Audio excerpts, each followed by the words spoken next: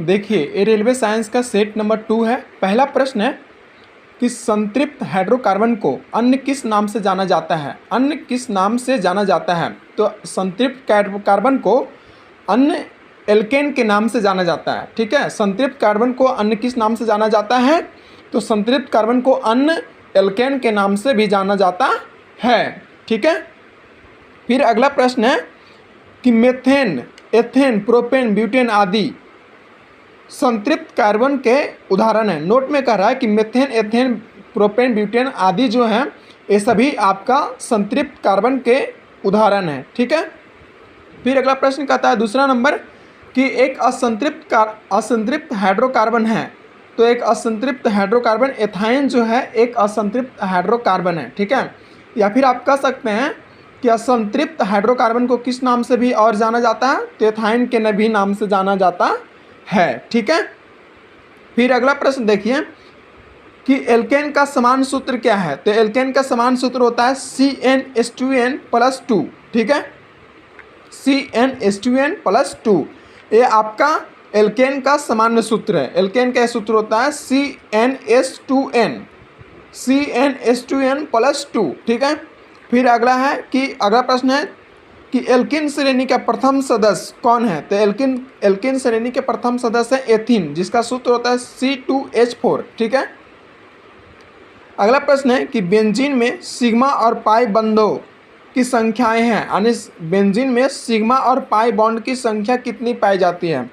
तो बेंजीन में 12 सिग्मा और 3 पाई बॉन्ड पाए जाते हैं। बॉन्ड को हम हिंदी में बंध कहते हैं। ठीक है, बेंजीन में 12 सिग्मा और 3 पाई बंध होते हैं या फिर 3 पाई बॉन्ड होते हैं। ठीक है, अगला प्रश्न है कि बेंजीन में कितने हाइड्रोजन होते हैं या हाइड्रोजन परमाणु होते हैं। बेंजीन में कितने हाइड्रोजन परमाणु होते हैं या फिर कितने हाइड्रोजन होते हैं। तो बेंजीन में 6 हाइड्रोजन परमाणु होते हैं। ठीक है, 6 हाइड्रोजन परमाणु।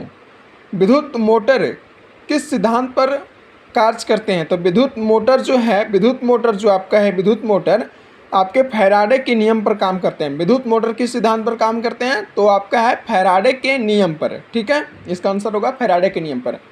अगला प्रश्न देखिए कि पेनिसिलिन किससे बनाया जाता है। तो पेनिसिलिन जो है आपका कवक से बनाया जाता है। पेनिसिलिन किससे बनाया जाता है? कवक से बनाया जाता है। ठीक है, पेनिसिलिन किससे बनाया जाता है? कवक से बनाया जाता है। अगला प्रश्न है कि फूलों के अध्ययन को क्या कहा जाता है। तो फूलों के अध्ययन का आपको एंथोलॉजी कहा जाता है। क्या कहा जाता है? एंथोलॉजी। फूलों के अध्ययन को क्या कहा जाता है? एंथोलॉजी कहा जाता है।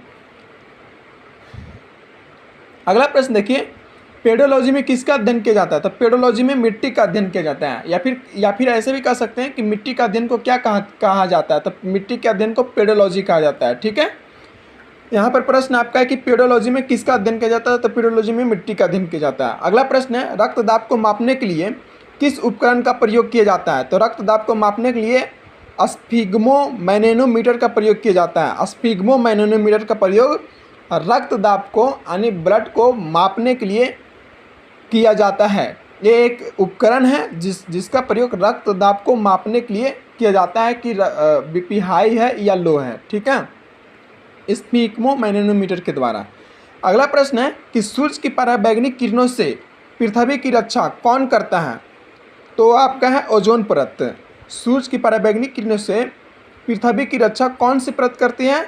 तो आपका है ओजोन परत करती है। ओजोन परत जो है सूर्य की पराबैंगनी किरणों से पृथ्वी की रक्षा करती है। ठीक है, अगला प्रश्न देखिए कि किस पदार्थ के संचय से मांसपेशी में थकावट पैदा होती है। किस पदार्थ के संचय से मांसपेशियों में यानी मानव शरीर के मांसपेशी में थकावट पैदा होने लगती है। तो लैक्टिक अम्ल के संचय जब ज़्यादा हो जाता है मानवों में तो आपका थकावट महसूस होने लगता है या फिर थकावट पैदा होती है। ठीक है, अगला प्रश्न है कि शीरा रक्त को ऑक्सीजन के लिए फेफड़ों तक किसके द्वारा ले जाया जाता है। शीरा रक्त को ऑक्सीजन के लिए फेफड़ों तक किसके द्वारा ले जाया जाता है। तो है फुफ्फुस धमनी। शीरा को ऑक्सीजन के लिए फेफड़ों तक किसके द्वारा ले जाया जाता है। तो ले जाया जाता है आपका फुफ्फुस धमनी के द्वारा। अगला प्रश्न देखिए, अगला प्रश्न है कि सभी जीवधारियों में पाए जाने वाले कौन सा यौगिक है, यानी कि कह रहा है सभी जीवधारियों में, जितने भी प्रकार के जीवधारी हैं, जितने भी प्रकार के जीवन पाए जाते हैं, सभी जीवधारियों में पाए जाने वाला कौन से ऐसे यौगिक है जिसमें भरपूर मात्रा में फास्फोरस पाया जाता है? तो है आपका न्यूक्लिक अम्ल। न्यूक्लिक अम्ल में भरपूर मात्रा में आपका फास्फोरस पाया जाता है, जो कि सभी जीवधारियों में ये पाए जाते हैं। इस प्रश्न का आंसर होगा न्यूक्लिक अम्ल। सभी जीवधारियों में पाए जाने वाले कौन से यौगिक है जिसमें भरपूर मात्रा में फास्फोरस पाया जाता है? तो इसका आंसर होगा न्यूक्लिक अम्ल। ठीक है, अगला प्रश्न देखिए, मुर्रा एवं सुरती किस पशु की एक नस्ल है? तो मुर्रा एवं सुरती भैंस की एक प्रमुख नस्ल है। ठीक है, अगला प्रश्न देखिए, किस शैवाल से आयोडीन प्राप्त होते हैं? तो है लैमिनेरिया। लैमिनेरिया शैवाल से आयोडीन प्राप्त होते हैं। ठीक है, अगला प्रश्न देखिए कि मस्तिष्क और मेरुरज्जु को ढकने वाली झिल्लियों में सूजन आ जाने से कौन सा रोग होता है? मस्तिष्क और मेरुरज्जु को ढकने वाली झिल्लियों में सूजन आ जाने से कौन सा रोग हो जाता है? यानी कहता है कि मस्तिष्क और मेरुरज्जु को जब ढक दिया जाता है इसके झिल्लियों को, तो कौन सा रोग आ जाता है? तो आ जाता है मेनिंजाइटिस रोग, या फिर मोनोजाइटिस रोग इसको कह सकते हैं, या फिर मेनिंजाइटिस रोग कर सकते हैं। मेनिंजाइटिस रोग होता है। ठीक है, किस कारण होता है भाई? तो मस्तिष्क और मेरुरज्जु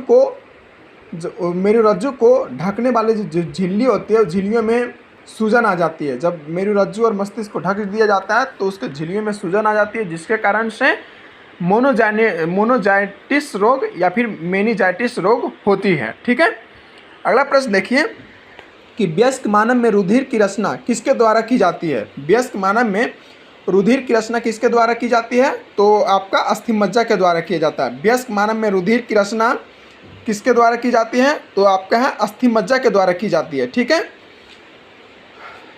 अगला प्रश्न देखिए, अगला प्रश्न आप देखेंगे 19 नंबर हो गया। सूर्य के प्रकाश को संकेंद्रित यानी कि फोकस करने के लिए किसका उपयोग किया जाता है? तो सूर्य के प्रकाश को संकेंद्रित यानी फोकस करने के लिए अवतल लेंस का प्रयोग किया जाता है। यानी कि अवतल लेंस के प्रयोग से सूर्य के प्रकाश को हम फोकस कर सकते हैं या संकेंद्रित कर सकते हैं, यानी संकेंद्रित कर सकते हैं। अगला प्रश्न है कि शरीर का कौन सा अवयव रक्त को शुद्ध करता है? शरीर का वे कौन सा अवयव है जो रक्त को शुद्ध करता है? शरीर का कौन सा अवयव रक्त को शुद्ध करता है? तो है आपका गुर्दा। गुर्दा जो है वो शरीर के रक्त को आपको शुद्ध करता है। ठीक है, ओके।